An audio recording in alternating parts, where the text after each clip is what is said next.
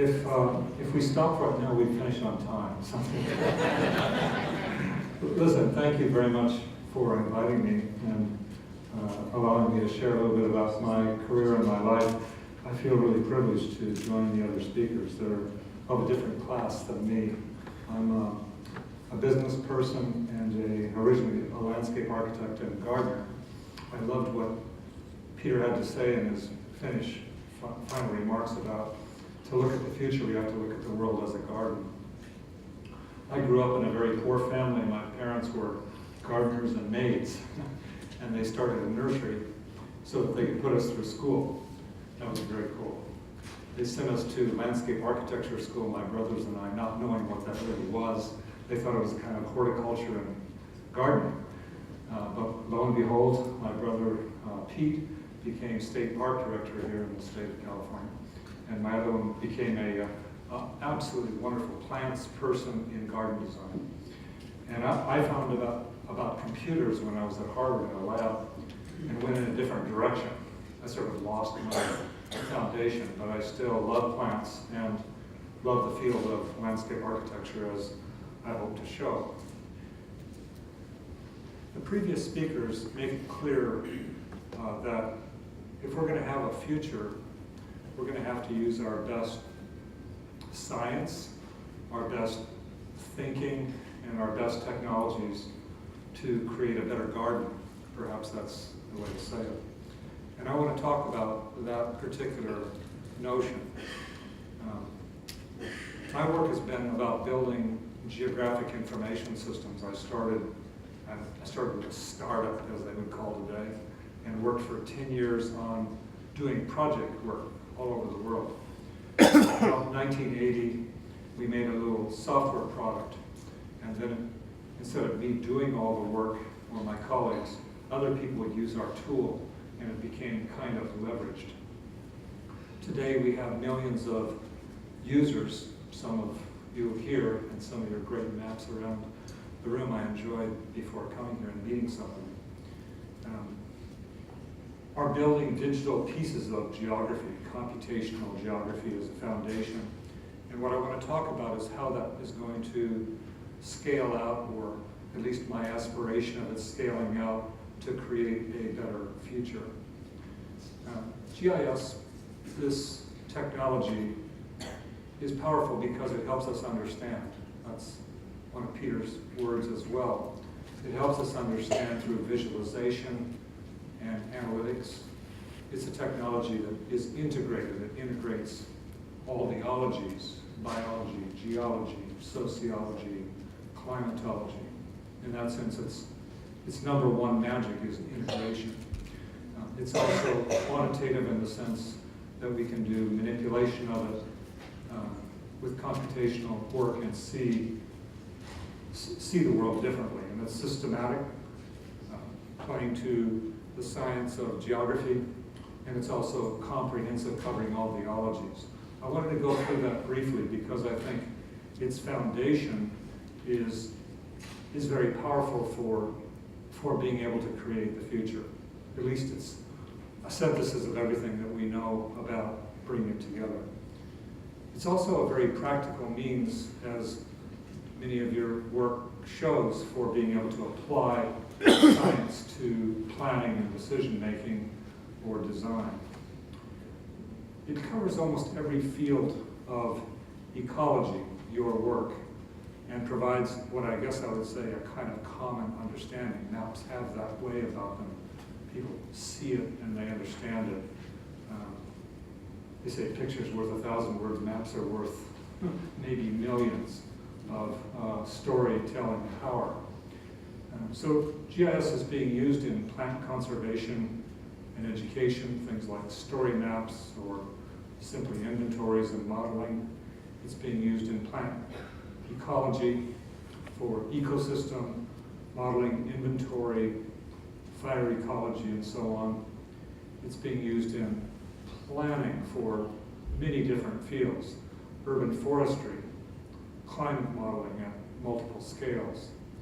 It's being used for resources and population impact, the footprint, as Peter called it. It's also, as Rebecca did a great job of showing, being used to bring very large volumes of data together and create new understanding of the planet. This map, recently done by Roger Sayer at USGS, shows for the first time a typology of approximately 500 million polygons for the planet, boiled down to a few thousand units, which are like units repeating themselves at different places on the planet. A new kind of base map for ecological science and ecosystem services understanding. We couldn't do this with Ian McHarg's plastic overlays and design with nature. While he had it right from a philosophical perspective, it's only being able to put large computing environment behind it that is delivering not only better understanding, but something I'll go to, not geoengineering, but geodesign. GIS is changing it's actually changing how everybody is thinking and acting. They're actually getting how ecologists think and act in a way. Taking measurements and being able to do analytics, forecasts, planning. This is kind of like a big flow diagram from the left to the right, driving science from measurement and analysis into action and planning. This is what many of you do. I mean, it's what makes you very special, because you see the whole, and many of you are actually acting on it. This is very powerful. Today, as clearly the previous speakers said, we are moving in with our footprint, population, vegetation, dieback, diseases, extraction, wildfire, disasters. These are not good news items. I mean, it just isn't, if nothing is done, it's not going to work out. It isn't going to work out. It is a doom and glooming thing, and we can make jokes about it, but it isn't. It inspired my wife and I in '68, when Paul's book first came out, to begin to search for what would we do, a couple of kids in school.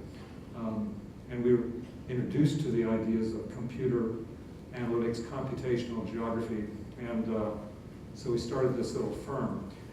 We thought we could, in our stupid little humble way, this was when there was only 70% of it being used up, to say, could we take the whole Silent Spring environmental movement at that time and put it into something like a methodology that would guide the footprint differently? Ian McHarg philosophy, but using and leveraging computation and visualization of the time. Today, geography as a science and GIS, its computational equivalent, is more important than ever.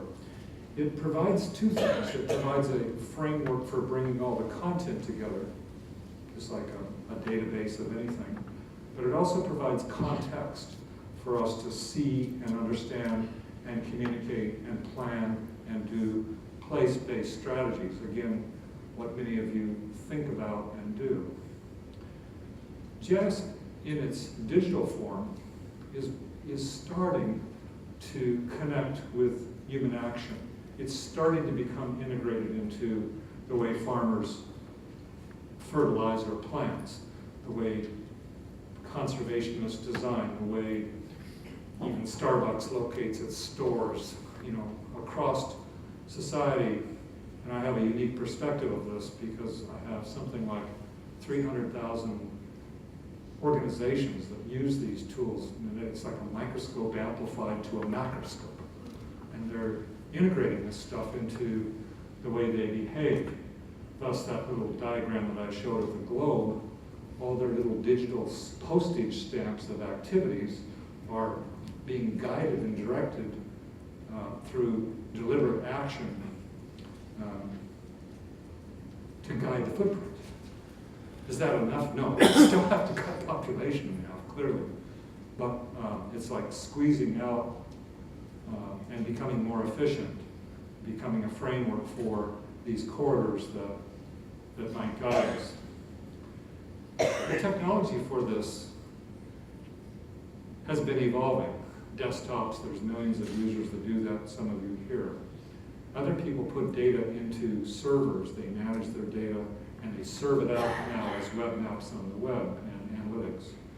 But the age that is now emerging in the last few years has been something called a web GIS, which takes distributed servers from all places, like the weather service, the traffic service. These are easy ones to understand, but the soil service, the vegetation service, and many different scales, and it allows them to be mashed up or brought together dynamically.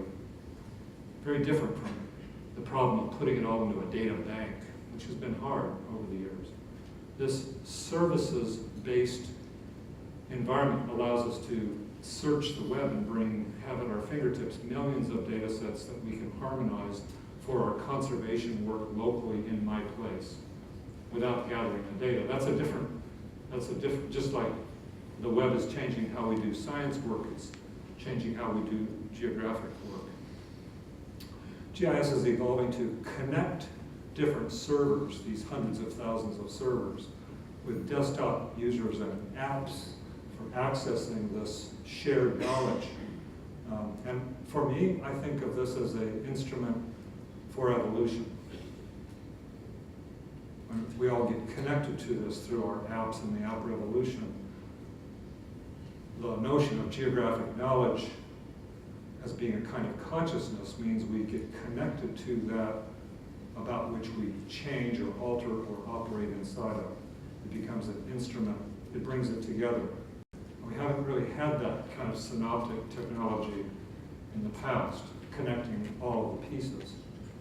It connects maps and globes as services. It connects analysis and models as services. It connects imagery from drones and aircraft and satellite as services. It connects real-time. This is my colleague, by the way, welcome her. She's a little nervous, Suzanne Cross.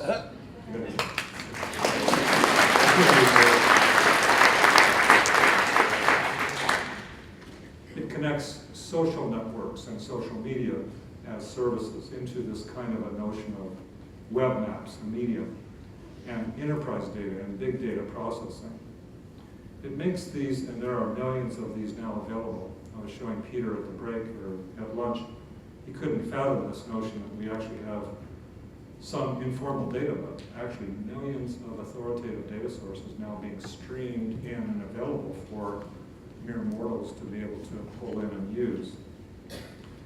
This WebGIS platform is not for the elite, although the elite can interact with it and use it. This portal of the sort of Facebook of maps and of authoritative information can be accessed, searched, and brought into the work of knowledge workers, of casual workers, of people who want to get the news. It's like the geo news.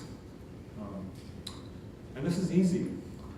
It's a way to sort of extend the authoritative source agency's information into a space that can be combined and applied. I have lots of thoughts about what this will do to our institutions. It'll allow us to bring the ologies together.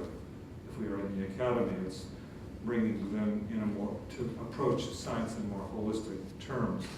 It brings different departments in a city together. They're serving each other.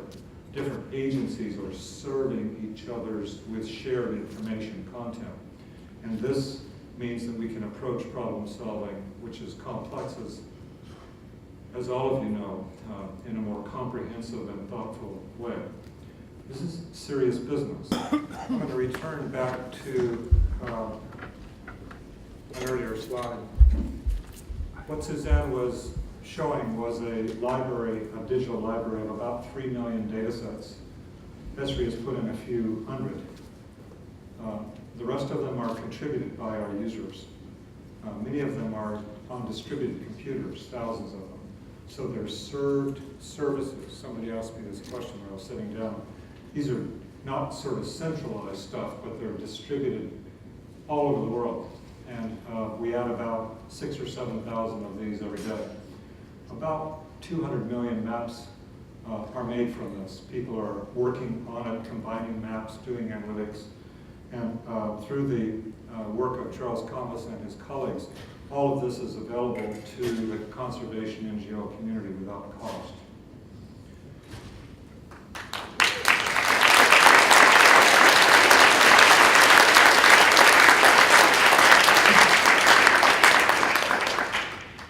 The app revolution is opening this up. Some of you use desktops or Macs. Others use just web browsers. Others use devices. This living atlas of scientific information is there. You can combine, you can mash up through any device, anywhere, anytime, as the sort of old concept of the web talks about. The apps that live inside of here, there are some that are collector apps. For example, as we speak, Ebola in West Africa, we have teams of people using the collector app, making measurements, doing transactions in the cloud, and WHO is seeing it, doing analytics, showing the trend and patterns of where it's going. Some of the apps are dashboard apps, showing tracking of status, whether it's an emergency or a disaster or just normal behavior of the workforce.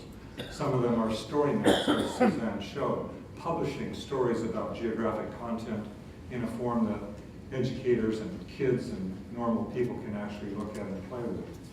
There's even apps builders, like I can build a web app in a few minutes and then share it out.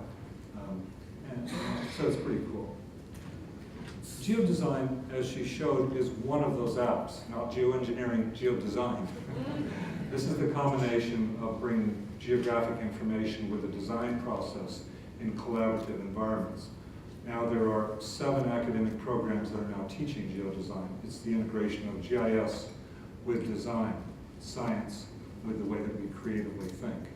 This is generating plans and quick alternative evaluations, as again Suzanne showed, not simply a picture, but deeper analytics, science-driven design. Where do we put the footprint? And I can't address, Peter, the population, or Paul is going, the population issue. These are challenging things by any measure. This, however, will at least guide us to do the human action in the best way. So geodesign is both a methodology, a very old methodology really, Ian McCart articulated it, but also a new modern set of tools that express that technology using information. So I think about creating a better future. I think that's why I like you guys so much. I mean, your community, how you think, the way you think is all about that. I mean, we are both fighting disaster, thinking about disaster, the inevitable collapse of our planet. But at the same time, you just got to fight, you know? And I think these are simply tools that allow us to do it. And how do you do it? You have to envision that you can do a better job or guide the future better. You have to understand the technology. I think that's really important. You have to understand these methods. I think participation in this is essential in order to create a better future. So my summary is our world is facing lots of challenges, clearly many conflicts. All of us are conflicted about this versus that. I think geography is a science, the sort of mother of all science, the one that integrates all the ologies, and GIS in its digital form are more important players than at any time in history. And it's growing. This is a growing technology, becoming pervasive in the next 5 years. Geography provides the science. These tools, particularly with geodesign, as Suzanne showed, can be the instruments of process for avoiding some of the disasters. I can't say it's going to save the world, but I know it can drive efficiency. It can help us communicate better. It brings analytics and visualization behind our creation, our work. And so I would simply challenge the conservation advocates, you, professionals. I have a lot of faith in you and belief that you can actually make a huge difference in this effort. Thank you very much.